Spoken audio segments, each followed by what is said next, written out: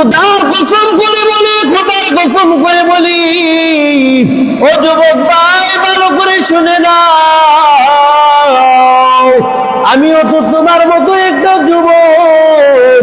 শেষ রাতে উঠে তুমি মালিকের দরবারে দুই চার রাকাত নামাজ আদায় করে দেখো, মালিকের দরবারে একটু তাসবিহ তাহলিল করে দেখো, মালিকের দরবারে একটু মালিককে ডেকে দেখো, আমার নবীর তরিকার আশা করে দেখো, কত মজা লাগে, কত মজা লাগে। যত তুমি তাসবিহ টানবা, যত তুমি আল্লাহ আল্লাহ আল্লাহ আল্লাহ আল্লাহ আল্লাহ আল্লাহ বলে তুমি ডাকবা, দেখবা চোখের পানি top top top top top top করে পড়বে।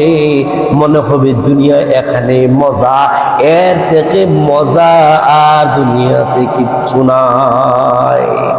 আল্লাহকে ডাক রে বান্দা, আল্লাহকে ডাক, আল্লাহকে ডাকতে ডাকতে জীবন চলে যা, ঠিক কিনা? এই জবানটা কার দেওয়া?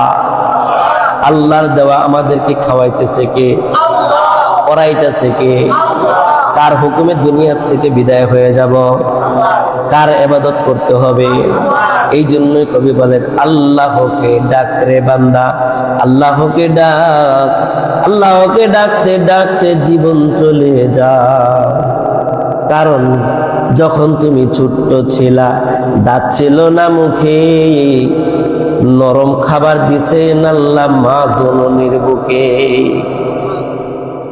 কারণ যখন তুমি ছোট্ট ছিলা, দাঁত ছিল না মুখে, নরম খাবার দিছেন আল্লাহ মা জননীর বুকে।